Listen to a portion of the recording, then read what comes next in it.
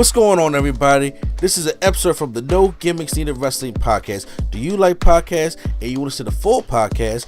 Make sure you check out the No Gimmicks Needed Wrestling podcast on all your podcast platforms, such as Apple Podcasts, Google Podcasts, Stitcher, Spotify, iHeartRadio, among many others. But you're listening to the episode right here on YouTube, so make sure you hit that like button and below, and make sure you hit the subscribe button to NC Studios and NC Level Up for all your gaming needs. This is the Nerd Coalition. Enjoy the show.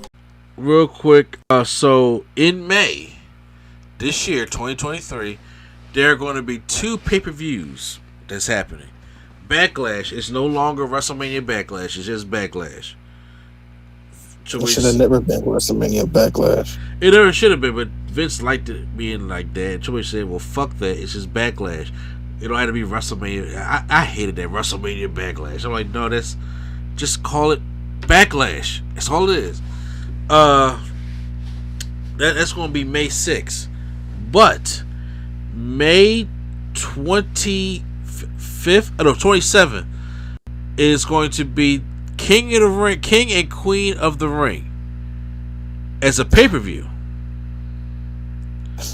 Okay. Now, is that the name of the show? Is King and Queen of the Ring? Yeah. Okay.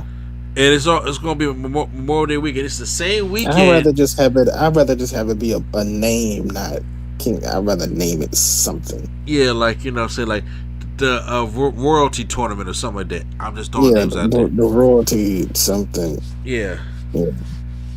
But that's what it's called. And it's going to be Memorial Day weekend, which is supposed to be AEW's Double or Nothing event. Mm-hmm. Which Tony Khan already don't like, but they be like on his territory. But this is when you do it. Now, here's the problem though. The King and Queen of the Ring pay-per-view is in Saudi Arabia. It was in Saudi last year. No, that's the tournament. That was just when they just had the little tournament, and then they, you know, it wasn't a pay-per-view. It was just like, it was just one of them super showdowns or one of those, you know, whatever they. But I'm saying the winners were presented at Saudi. Yeah, it was presented at Saudi. I'm saying, but it wasn't a whole pay-per-view that was centered around it. That's what I'm saying. It was just there for the Saudi show. But this one is going to be a pay-per-view centered around King of the Ring, like it was back in the day. I loved King of the Ring. I used to enjoy King of the Ring, and I didn't start watching King of the Ring till '97. Honestly, then I had to go back and watch all the old ones. And then, of course, like, I remember 98 when Shamrock won, 99 when Billy Gunn won, what was it, 2000 was Kurt Angle. Oh, I love King Kurt. 2001 Edge. And 2002 is when they actually started making it mean something and have instead of winning a trophy or had to wear a stupid crown, they won a main event shot at SummerSlam. So that's when Brock won it. And beat the Rock, and that was the last one we had. Then we didn't have it come back until 2008 when Regal won it. Then we was on like every 2 years. 2008 was Regal, 2010 was Sheamus, 2012. Oh, wait, 2006 is when it came back because Booker T won the King of the Ring and became King Booker, and that's when they had the finals at Judgment Day, but it wasn't a pay-per-view anymore. So it seemed like every 2 years they did, or every even year they did a King of the Ring. Then they came back and did it one day. We did a King Corbin. King Corbin had his shit going. Neville. No, Corbin won that one. Yeah, Corbin won that one. Then we had, of course, Corbin came for like 4 years. Yeah, King Woods and Queen Zelina. The Queen's Crown tournament last year sucked, and the King of the Ring tournament was cool. Xavier Woods really wanted to win King of the Ring, but however, this time it needs to have some type of stakes. If you're going to make it a pay-per-view, it needs to have some kind of stakes to it, big time.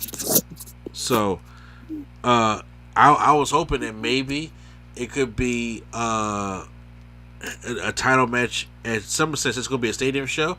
A title match at SummerSlam. I don't see why that's a problem. However, they probably already have they SummerSlam booked by that time. yeah, but I did also got the king. But they knew about his King of the Ring also. So right now, when you look at it, who are your front runners to win it? Say it one more time. As of right now, looking at the field, who are your front runners to win the King and the Queen of the Ring? Gunther. That's what I was thinking. Gunther and Charlotte. no, Raquel. Rodriguez. Sorry. Oh, yeah, that's actually a pretty good pick. Or Liv Morgan. Oh, yeah, or Liv. I think Gunther drops the title at Mania, and this can push him right back into the main event spot. Because honestly, as well as Drops the title to who? Sheamus or McIntyre. Nah, I think he keeps it. Look, everybody keeps talking about that whole honky tonk record. Who It's not even a cares? streak. It's just He's above that. Gunther right now, the way he's in book, he's above that right now. Any kind of title is the workhorse title. He working his ass off. Then you give it to Sheamus and you let Gunther go for that top title. Because I don't think they're gonna. I believe that they're splitting the titles after Mania. Because right now Vince got him in this hole, so that they gotta wait till a whole another year to get him out this hole. And I do believe when Cody wins that championship, Cody don't want the Universal title. Cody wants the WWE Championship. Cody even trying to bring back the Winged Eagle. It ain't gonna happen, but he wants to bring that back. Right, then that leaves nothing for the Universal Championship right now. The Bloodline had its run, okay? It has to come to an end eventually. But right now, a good front runner is like I even heard the theory of saying that Brock wins the Universal Championship again, and then Gunther wins the King of the Ring. Have them go at it at SummerSlam, because they teased the Gunther and Brock match, and then Brock puts Gunther over and he wins the Universal Championship. Gunther's on that level right now that he don't need to be holding that Intercontinental Championship belt till the fall. He don't need to. He's above that now. That man is now time, like, eventually when you have the Intercontinental Championship, you gotta graduate and go to the World Heavyweight Championship. You gotta go to the top title. Because Drew and Sheamus didn't graduate. They did, and they were both champions already. Gunther has not been a champion yet. I don't think. I mean, if Cody wins, he could be his first challenger, because it was like they can make history saying he's the last two. See what the way I'm looking at it is, if Cody wins his first challenge, I don't know what his first challenge is going to be. It could be Austin Theory, it could be Seth Rollins, but I think they're going to split the belts back up. Okay. Universal goes back to SmackDown. Gunther's on SmackDown. Nah, I think if Gunther does win it or fight for the belt, it will be cool, because him and Cody did have the thing at the Rumble. I mean, that would be cool, but it depending on if y'all going to do the draft or but right now they're supposed to be on separate shows. And people were clamoring about. They also had Brock and Gunther had something going on at the Rumble. And you can do that match at SummerSlam. First of all, it's a stadium. It's another stadium show. You got to try to sell that out also, and put some decent matches up on that card. So the best way you can probably do that is have Gunther win the King of the Ring. That's the first thing that came to your mind because of how he's being pushed. He's right now. He's nuclear right now. The man is great. So right now he has graduated for the Intercontinental Championship. Sheamus, that's the only belt he never won. That's the belt that he claims that he wants to win. You can have Sheamus and Drew feud for that belt after Mania. No, I do not want to see that. Okay. I do not want to see another Sheamus and Drew match. I don't. Okay. But their matches would be good. But now, you take them two out of the equation. Who beats Gunther? My point is that.